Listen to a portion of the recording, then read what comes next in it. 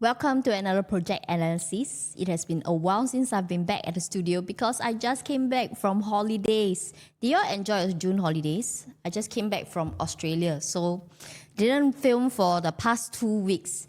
Yeah, so anyway, we are actually going to talk about Dunearn House. Is it really first mover advantage when you're buying into Dunearn House, or are you just being a guinea pig for people to see whether this area is actually in demand and profitable? So we are going to break down this video into several parts, and from here you see that there is actually many different concerns, or much rather many different key points that we are going to talk about. So first thing we are going to look at is actually if you are looking in that area, you notice that most of the condos here are mainly older freehold condos, and there are only a handful, like maybe less than 2 or 3, that TOP maybe within the last 5 years, I would say. So if you're looking at condos within those few years, you will notice that based on the profits per annum, they are not generating as much if we compare to maybe the OCR region. So today we are going to address this concern. We are going to look at the past data to see what it means for you if you are looking to buy into this area. Of course, throughout the video, we are going to go through the project info, location insights. But then comes the second thing, which what I mentioned is there are cheaper freehold options available as well. So is it wise for you to go for Dunearn House because it's a 99 years development? Apart from that, because I have the floor plans already, we are going to look at that and measure it and compare it to the upcoming supply, as well as what the surrounding projects, the floor plan is comparing to Dunearn House. So last but not least, we are also going to talk about, does transformation help you in your profits? So without further ado, we are just going to dive straight into the first main concern, which is the nearby condos actually did not perform well. And which are we actually talking about? Dunearn House is located right over here. Anyway, we are going to talk about these two projects, which is 4th Avenue and Royal Green. So 4th Avenue is actually a leasehold project, and Royal Green is actually a freehold project. So both of these projects do have sizable number of units, which are about 285 units and 476 units respectively. So both around same time. Actually, a few years ago, during launch day, both of them were actually selling at the same time. It's also good for us to look at these two data because a lot of buyers out there actually always talk about, it's being near MRT, very good. It's being within 1 km radius to a good school, very good, and that will assure you profits. In marketing terms, there are a lot of these kind of things that actually influence buyers to somehow make wrong decisions. Based on these two projects, we are going to look at the performance within these 2 years. So particularly if we are looking at 4th Avenue residences, we are going to break down the performance between the big units versus the small units. So the big units that actually they have a healthier performance ranging from 300 all the way up to highest $470,000, but if we are looking at the small units performance, particularly those that are within the last 2 years, you'll notice that the profits are actually not very attractive. We have 22,000, 88,000. Also, there is 1 or 2 transactions, it wasn't included here. But more importantly, I also want you to focus on the not profitable transactions, because take a look. It has been quite a while since I've seen projects launched in the recent 5 years and made unprofitable transactions. So over here in 4th Avenue residences, actually mainly the 1 bedrooms made quite a huge loss. Next, we are going to look at Royal Green. So Royal Green is actually the freehold project, and this is actually very near to 6th Avenue MRT. Despite this project being so near MRT, but 2 and 3 bedrooms did not really make very good profits. In fact, just ranging from 50 all the way up to highest $285,000. Which is very little given that the purchase price, especially for a 3-bedroom, is $2.6 to $2.8 million. Based on 2019 to 2021, if you have invested it in probably an OCR 5-bedroom new launch condo, you'll probably be able to yield up to about maybe on average 700 to maybe 900K. So this amount of profits is quite disappointing and not very attractive. Also not forgetting in terms of unprofitable transactions. First time I see a 4-bedroom making a loss of 66,000. So we are going to understand, most importantly, does Dunearn House actually have this same pattern that it will follow or not? And if it's going to follow the same pattern, of course you have to avoid it, right? We are going to look at what is the leading reasons why this is happening. Particularly, I'm going to actually layer it down to the most macro perspective of the overall prices, then down to the most micro perspective, down to the layout or the demand exit timing of why this is happening. So first, we're going to look at back then during the launch of this project. Now, remember just now I mentioned to you, if any buyer were to have that same amount of budget and went into an OCR, they would probably be able to buy a big 5-bedroom with the same amount of budget as compared to buying into a CCR 3-bedroom. And this is particularly the reason because back then in 2019 to 2020, the price gap between the OCR to the CCR average new launch prices is as wide as 83%. So if I put things into perspective for you, I'm going to take these two new launches to give you a fair comparison. Of course, we are going to use 4th Avenue Residences. Back then in 2019, it was launched at an average of 2,375 per square foot. And within a few months, Treasure at Tampines, located in the OCR area, their average per square foot was at 1,280 per square foot, a price gap of 80%. Very similar to what we see over here in the overall prices comparing between the two regions. Now, why I actually want to show you this is because if we compare between today's landscape of the overall new launch, prices have shifted quite a lot. Particularly if we are taking a comparison in the same area in Tampines, Pioneer Residences, which was launched in 2026, they have already sold an average of 2,500 plus per square foot.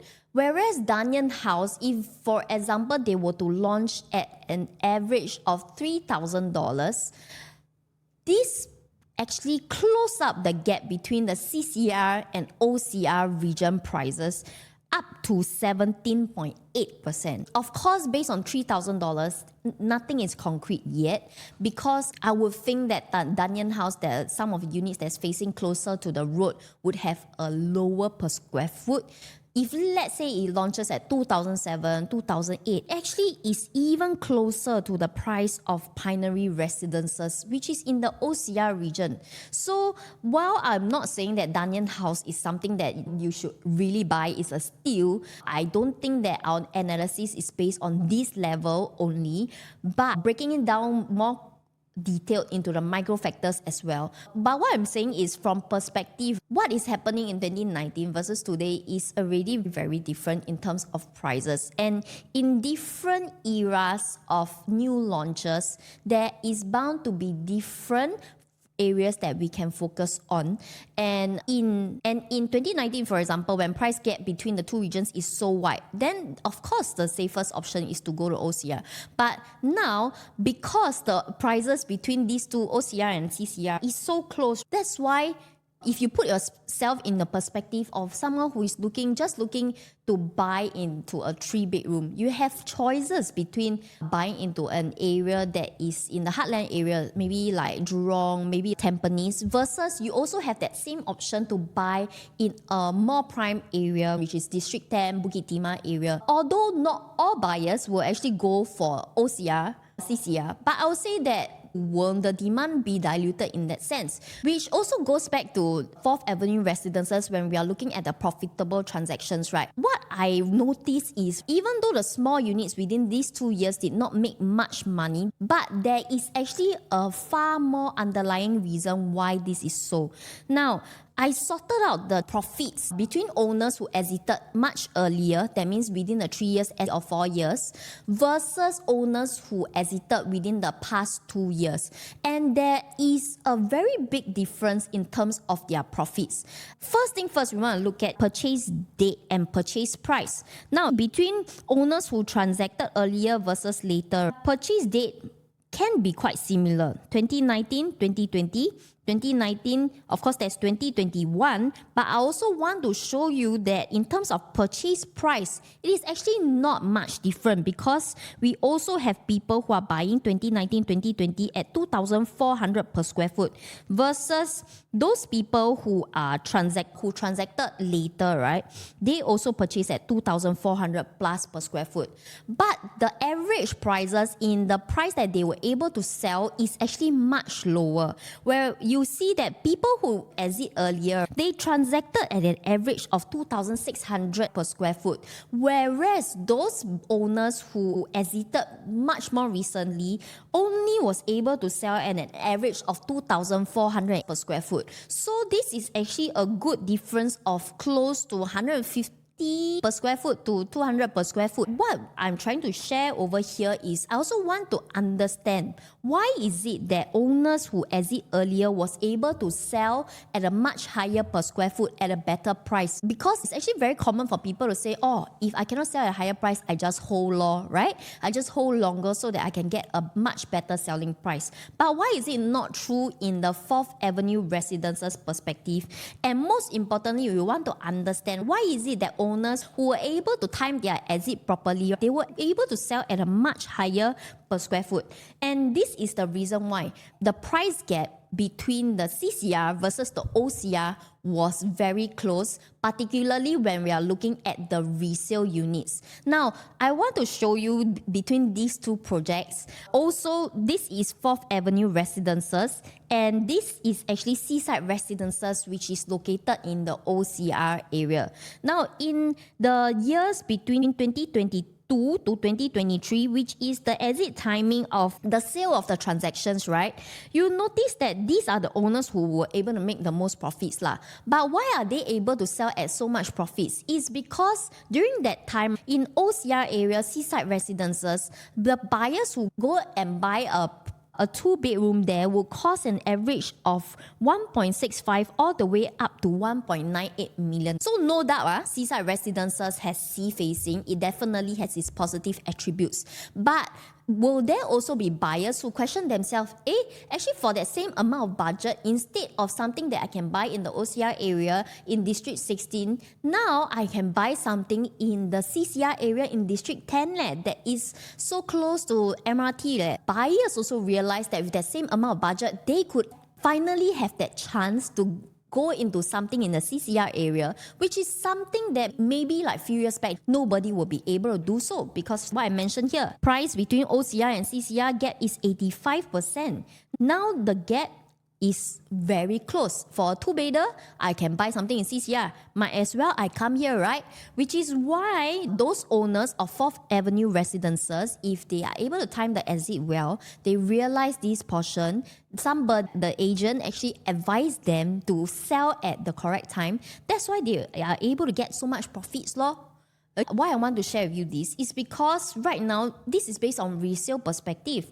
But isn't it also very similar to what we are talking about in new launch perspective when we are talking about buyer sentiments? Because right now, in terms of the OCR region versus the CCR region, prices are closing up. If let's say Dunearn House actually is able to launch at maybe 2008, 2009, even at 3,000, the price gap is so narrow. And if we are working together, if you do not have someone to advise you on which are the good units to look for in Dunearn House, you do want to watch to the end of this video. At the same time, I would also like to invite you to join me at my Telegram channel because this is where I share the latest up-to-date info. Also, if you need real estate advice, you can contact me at 8126 2727. If you have been enjoying my content so far, would you like and subscribe to my channel because this means so much to me. And the first part is we already understand why is it that the owners, they were able to profit more.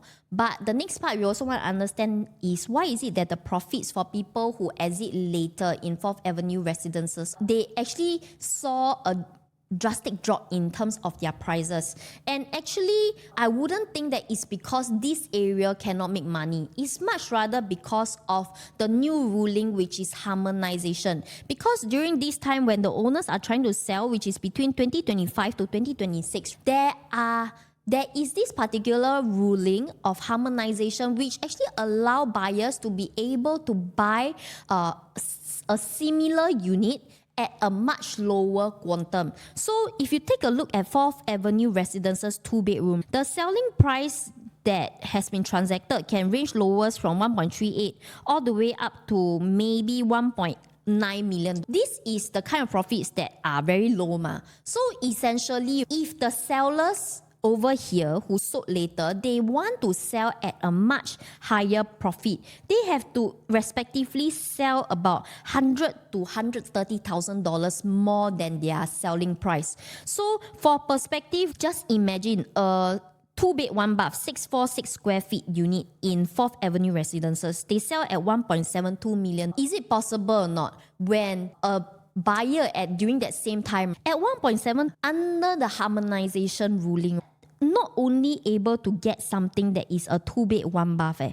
In fact, if their queue number is good, they can get something that is 2-bed, 2-bath. If you put yourself in the shoes of the buyers who are looking into CCR at that time between 2025 to 2026, would you much rather choose a resale property which is maybe a 2-bed, 1-bath, but yet with the same amount of budget, you can actually get a 2-bed, 2-bath which is brand new with much more efficient layout and at a very similar or even at a cheaper quantum. And this is all thanks to harmonization. And in fact, when I was marketing a lot of properties last year, particularly the 2-bed, 2-bath, those that are not harmonized and brand new tend to be the ones that are harder to sell during that time because buyers got a lot of options. And not forgetting, in new launch perspective, like projects such as River Green, Zion Grand, Promenade Peak, or even River Modern, during that time, their 2 bedrooms have about 40% of the entire unit mix, which means that buyers during that time got so much to choose from. Would they much rather buy something that is older with the same amount of budget that maybe is a smaller unit type, or with the same amount of budget they can stretch their dollar, buy something newer? So just to sum up, why is it that the 2 bedrooms in this area was not able to make money, particularly within these 2 years? It's actually more about the harmonization ruling. But of course, there are also some 2 bedrooms in Dunearn House that I would avoid. You can reach out to me and we can chat from there if you wish to find out more as well. So concern number 2 is particularly about Dunearn House being in an area where there's cheaper freehold options. So are the cheaper freehold condos going to be a threat to Dunearn House or not? Especially since we have seen the resale condos not performing as well. But of course, this area is very unique because when we are looking at areas like this, actually, did you know that there are different categories of how we categorize a project? So first is a project that is a 99-year leasehold in a 99-year leasehold area. So next we have a freehold in a freehold area. Then this is where things get a bit more complicated because part 3 we are going to talk about a 99-year leasehold in a freehold area and a freehold in a 99-year leasehold area. So what is the difference between these? Of course, this one is self-explanatory, no need to explain, but being type 3 versus type 4. So if you are freehold in a 99-year leasehold area, definitely you are going to be the most rare. So this is where you will stand out. The only one that we want to discuss more, and this is where Dunearn House is in, it is in a 99-year leasehold in a freehold area. This gets a bit tricky because why? In the new launch market where per square foot tends to be much more higher, a lot of times there will be buyers in the market that will compare the 99-year leasehold to a freehold option because with the same amount of budget, most probably buyers will be able to buy a freehold property. So why want to consider 99-year leasehold? And this is where we want to explore, what is this going to be a threat or not? I actually draw out 1 km radius from Dunearn House. Of course, some are near to MRT, some are not near MRT. One thing you will see that although yes, these are actually all freehold properties, those properties that are actually in a comparable price range tend to be those that are of a smaller project size. Those that are actually bigger, ranging 300, 500 units, right?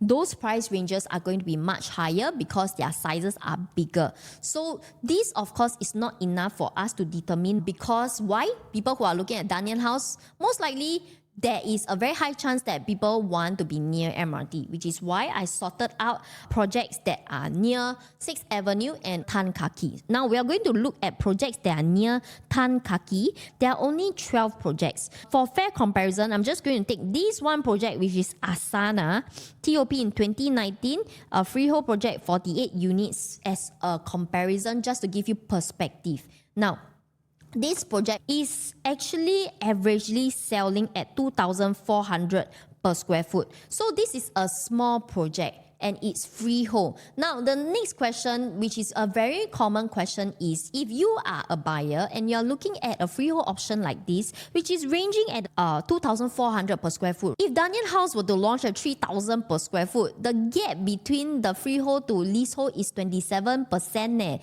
So 27 to 30%, is it something that is risky or not? So this price gap is actually a premium to pay more for 99-year leasehold, right? So now we want to look at whether this is actually a risk. Whether a 99-year leasehold, when it's higher per square foot than freehold property, is it going to be risky for you or not? Now, in terms of the overall new launch market between the freehold versus leasehold, it is an average of about 30%. I only took projects that are in CCR because I feel that it's more fair for us to compare. Now, if I zone down into this CCR project, One Holland Village versus the Enclave at Holland, both is actually in Holland area. So one thing to notice is leasehold property tend to have more units than freehold properties. So this is a big project, whereas this is a small project. Now let us look at the prices when it was launched. So One Holland Village, it sold 98 units, but that's not the most important because we want to look at the prices.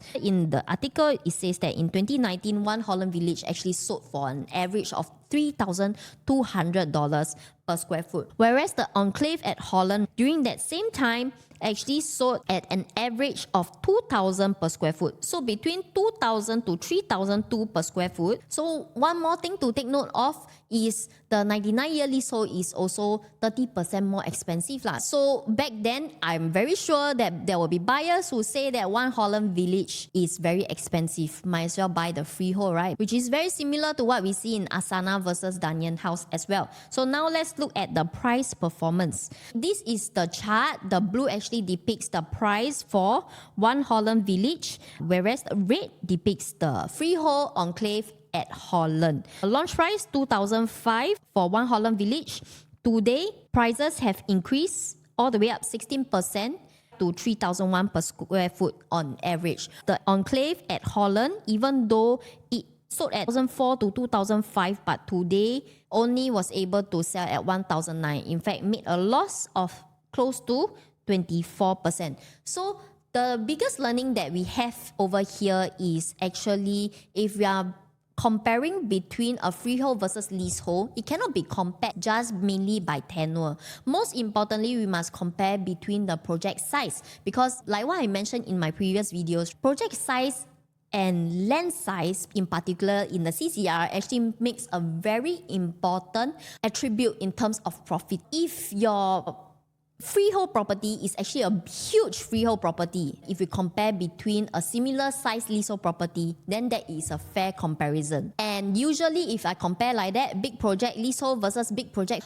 freehold will tend to be much more expensive. It is very common to see that small freehold projects will be much cheaper than big leasehold projects. But it does not usually mean that it's undervalued. Right? In a lot of times, small freehold projects do not perform and is not as profitable as what a leasehold property is. So if you want much more info, I will actually link up my video at the top right hand corner where I explain this more. Okay, this is the first thing that we are going to look at in terms of prices. But when we go back into perspective of 4th Avenue and Royal Green, I can also show you the same thing because take a look at these 3 units. So 4th Avenue, which is the 99-year leasehold, versus Royal Green, which is the freehold property. Now, these are 3 transactions that actually bought during the same time and exit around the same time as well. So back then in 2021, these 3 buyers, they all have choices, okay? Because their budget is all 2.6 million. But however, based on the unit types that they choose, their profits are very different. So first thing first, we look and compare between this 99-year versus freehold. 99-year actually profited $470,000 and $350,000. In fact, in terms of selling price, even though they entered 2.6, even though it was a leasehold property, but they were actually able to sell at a much higher price as compared to Royal Green, who purchased at 2.6, only able to sell at $2.9 million and bringing down the profit to $285,000 comparing to these two other units, which is $470,000 and $350,000 respectively. So this also debunks the truth of freehold actually make more money, because over here, if I compare side by side based on these very two similar projects, just difference in tenure, right? But their profits are very different. The main reason why, and I'll say that freehold properties are something that buyers don't really pay much attention to already, because buyers now pay more attention to this thing called layout.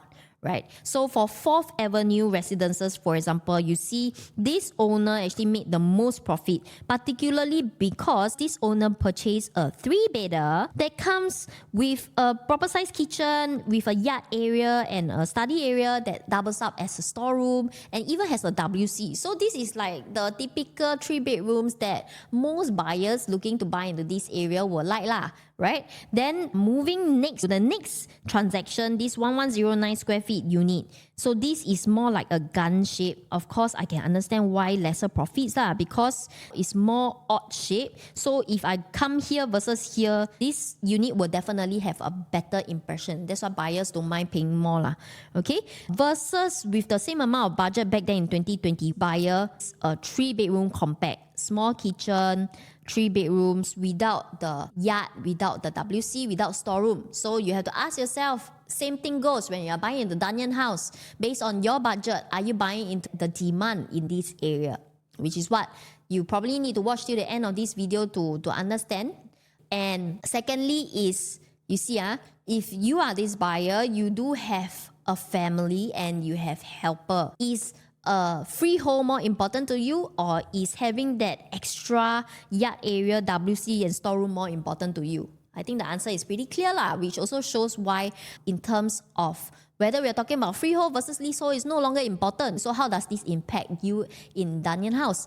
What is different about Dunearn House is actually Dunearn House is a harmonized project, right? The first in this area, which is why we also want to run through the unit analysis as well. But before that, would you take a moment to like and subscribe to my channel if you want first dips on projects, if you want professional advice in terms of how to choose unit types, maybe in several other projects during the balloting process, you can reach out to me at my contact number here. Remember to like and subscribe to my channel. I really appreciate it. Thanks. So right now, we are going to talk about Dunearn House floor plans, because remember, just now we already understand based on the case studies, layout plays the most important part. Okay, so Dunearn House is actually a 380 units project. Developer is actually a joint venture between Fraser's Property, CSC Land and Sikisui House. This is a relatively sizable project because they do have their tennis court as well. In terms of unit mix, it ranges from 2 bedrooms all the way up to 4 bedrooms. So looking at the maintenance fees, the 2 bedrooms do have quite affordable CST given that it's in Prime District. Okay, so this is located in District 11. In fact, it's 4 minutes walk to 6th Avenue MRT, and I shall not dive deeper into all this. Actually, one more info, you can take a screenshot. This is the location, this is the view. We are going to look at the 2-bedroom analysis first, which is very interesting because I've seen so many data that I broke it down over the last 2 days just to show you this video. So first, we're going to look at the 2 bedrooms, and particularly I want to address this issue, which is, does view actually matter in Dunearn House or in this area? Why I want to share with you this, because 2 bedrooms are also one of the most number of stacks that has different views. So for Dunearn House, there is a difference between the north and the south area. The north area is where you will be able to see currently a greenery view, but you do want to take note that as of today's master plan, everything that is zoned in the north area is actually residential, meaning which there will be buildings that will be coming up, so it will not be really unblocked lah. Right beside here, Dunearn House is already another GLS, so those units that are facing closer to this area will potentially also get construction noise as well. But of course, it's segregated by some facilities lah. And whereas for Dunearn House on the other side, facing towards the south, is actually Dunearn Road. So Dunearn Road is actually a busy road. For the configuration in terms of the blocks, the pinnacle, which is 760 and 762, they are actually 19 stories, whereas the luxury blocks which are circled over here are actually 10 stories. Like what I mentioned, those that are facing here are going to be potentially blocked, but you do want to take note because this is 0.8 in terms of plot ratio. So these blocks right below you will still be lower lah, but it won't be unblocked greenery as what we see over here forever. So meaning which those units that are facing here, which are mainly the 2 bedrooms, the much higher floors will be able to see through and view through the landed views. In Dunearn House, does it make sense for you to pay for views or not? So we are going to look at 4th Avenue residences, and particularly I'm going to take 3 different units that have purchased around the same price and exit around the same time. Of course, over here, 3 different types of facing as well. You have the road facing, you have the pool facing, and the landed facing, which is very similar to what the 2 bedrooms will have in terms of their facing.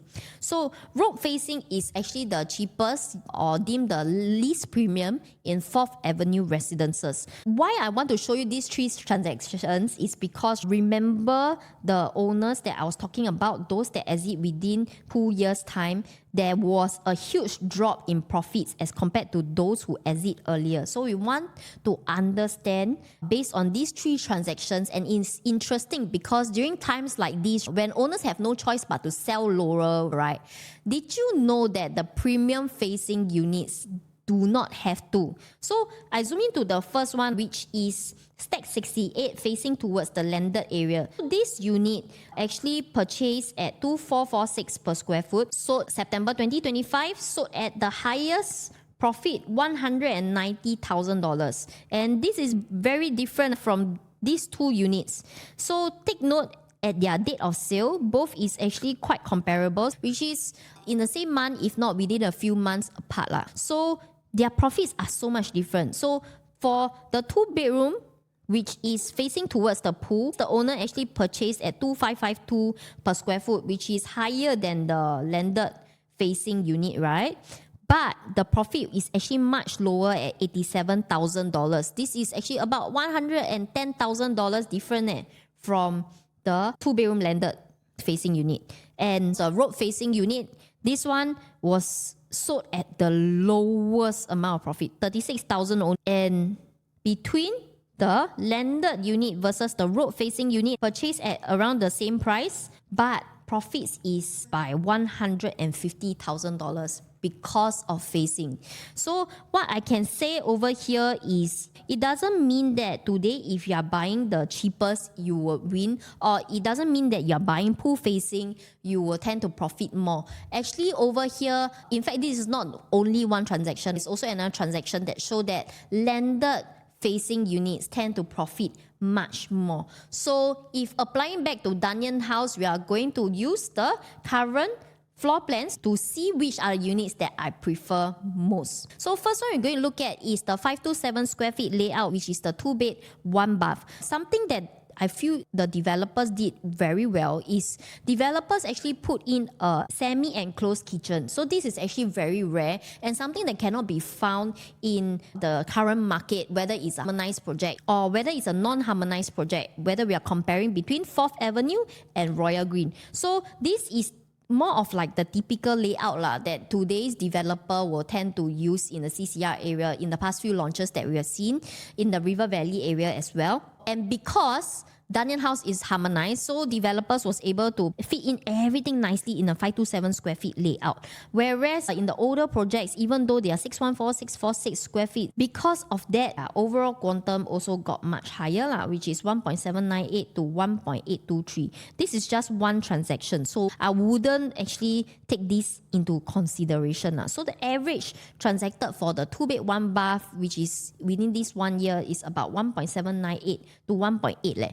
Whereas if I work out based on the estimated price of $3,000 per square foot for Dunearn House 527 square feet, the pricing worked out to be about 1.58 million. But is this my favorite? We are going to look at 2-bed, 2-bath. Okay, so for 2-bed, 2-bath, much bigger, 614 square feet. So likewise, developer also put in enclosed kitchen over here. Of course, no window in kitchen and bathroom, which is quite common in today's context. So we are going to look at the comparative market analysis for the resale units. So 4th Avenue and Royal Green, because they belong to an era where aircon latch, where unusable corridors tend to be more common during that era. That's why developers build very big, but because of that big size, the units more expensive. So for 4th Avenue, 1.7 to 1.928, for Royal Green, 1.8 to 2 million. So for Dunearn House, if let's say it's based on 3,000 per square foot, this puts your entry price at about 1.8 million. So over here, you get a proper kitchen, 2 bedrooms, dumbbell concept, no wastage of space, yet at a price that is acceptable in the resale market already. Of course, if you're looking at 1.8, this is something you go for lah. But if let's say you're going higher levels or different facing at $2 million, $1.9 million, then this is where you need to rethink your options as well. If you have doubts, you can reach out to me. Okay, so now next one we're going to look at is my favorite 2 bedrooms out of all the 2 bedrooms, which is the 2+ study, because over here the developers actually put in a study area here. In fact, this wall can actually be broken down to make a bigger size living and dining area, so there is flexibility in the layout, which is something that most buyers will value, because today I want a separate study I can have, I want a bigger living I can also have. For the 2+ study, I'm going to dive in a bit more because there is 3 different sizes, 657, 667, 78. So which are the units I'll prefer more? Honestly, if given a choice, I will actually avoid 26 and 27 because very close to the tennis court and also the future GLS.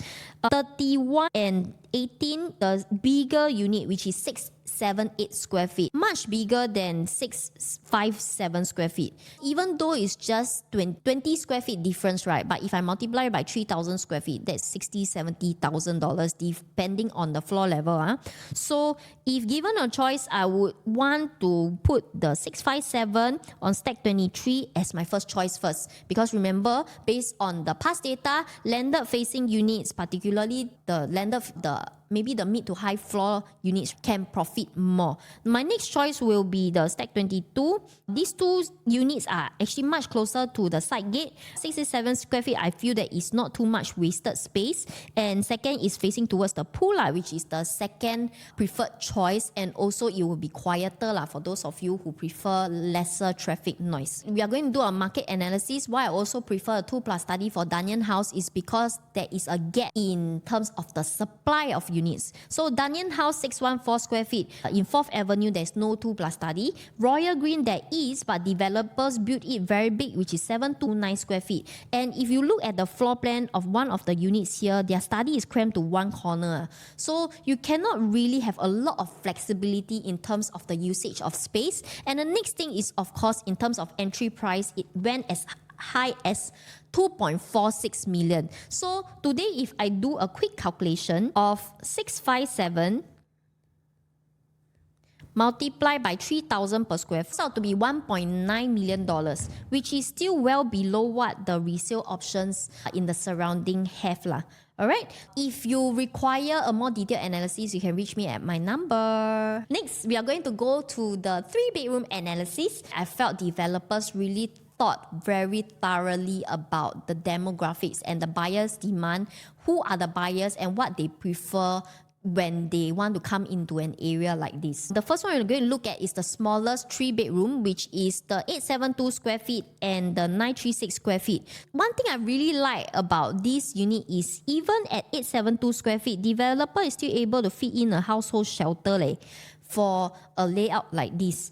Then if I look at the type layout, the 936 square feet, yes, even though kitchen seems a bit small, but there is a flexi room over here which can double up as a bigger dining area. If you want to break this wall, you can also do up as your helper's room as well, which is also really essential, right? And last but not least, at 936 still squeeze in a WC for you. So if I work out in terms of the price point, based on 3,000 per square foot on average, the 872 square feet works out to be 2.6 million, whereas the 936 square feet works out to be about 2.8 million. These two units, I feel, would be something that a lot of buyers who are looking at this area, because HDB upgraders will find the 2.6 to 2.8 million dollars quantum something that is quite affordable, and it still does not shortchange them, because if they have a helper, they still can feed the helper here, they still have a WC here. And even 872, even though kitchen is smaller, but I still got to store my stuff. So this is still something that is quite acceptable for many HDB upgraders. Now, if I compare the smallest layout, of which I feel very appreciative of the developer building this layout, it is very different from what the surrounding resale projects or even the harmonized projects that were launched recently are like.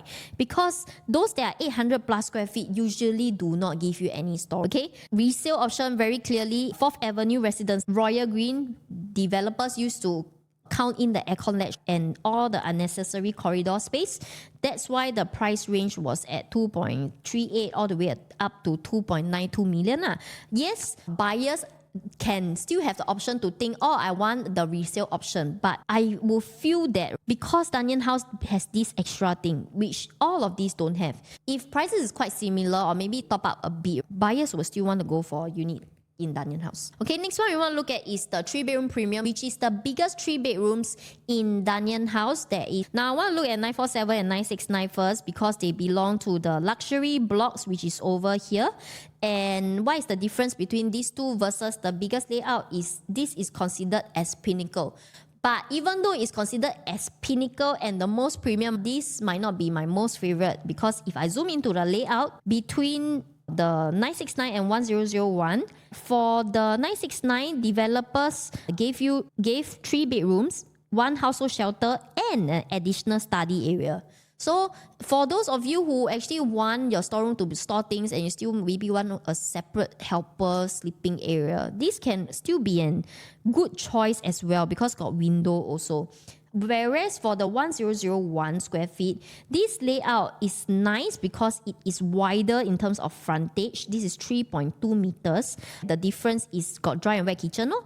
Then got a separate yard area lah, but you don't have the extra study area. And of course, if I look at the facing, 969 will be facing towards the pool. The 1001 square feet ones, which is the Pinnacle collection, will be the furthest away from the road facing. So these are the ones will definitely not be the cheapest lah. So if you're talking about functionality, affordability, then 969 will be the best option in these 3 different types. But of course, if you are someone who loves premium, you don't need the extra study area, then Pinnacle would be something for you lor.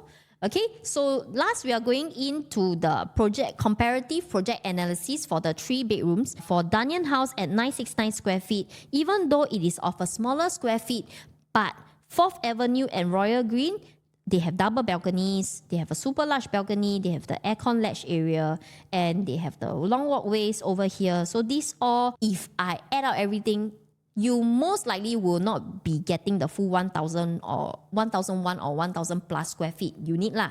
But in terms of entry price, 4th Avenue actually has more transactions, range from 2.97 to 3.158, whereas for Royal Green, 3 million to 3.1 million dollars. So today, if I'm looking at based on 3,000 square feet, 3,000 per square foot, works out to be about 2.97 million. Last but not least, we are going to talk about is the 4 bedrooms. So first one is 1184 square feet. Got 2 choices. They are all located in the Pinnacle collection, which is facing towards the Turf City. And also on the higher floors over here, you get the widest block-to-block distance to the main road as well. So 1184 square feet tends to be the sweet spot entry price for the 4 bedrooms. Why? Based on 3,000 to 3,002 per square foot, it works out to be about 3.5 to 3.78 million dollars. So this could be a sweet spot entry price for 4 bedrooms for people who are looking to come in the CCR area, want to be near MRT and near school, right? Because if you are looking at the freehold options in the area, the 4 bedrooms will be 4 million to 4.9 to 5 million. So very much above budget already. So the 1184 square feet could fill in as a good gap for people who are looking at 4 bedders but cannot afford a freehold option. And of course, the last one we are talking about is biggest 4 bedroom premium. So 1302 to 1378 square feet. Now, these unit types, I would feel that there will be some resistance when it comes to selling in the future because of the quantum. These can work out to be high 4 to high 5 million, which is something that is very similar to a freehold option, and a lot of times they could be bigger in terms of size as well. So in terms of selling, it will face some resistance in the future lah. So in short, Dunearn House is going to be actually the last launch in the entire CCAR area with a low land price. So in this sense, this could also mean that this can protect you in terms of your future price as well, because the next Dunearn House land plot is going to increase significantly in terms of prices of 15%. This is Dunearn House average land sale of 1,004. The next land plot just right beside is actually 1,006. And for perspective, a recent land sale that was sold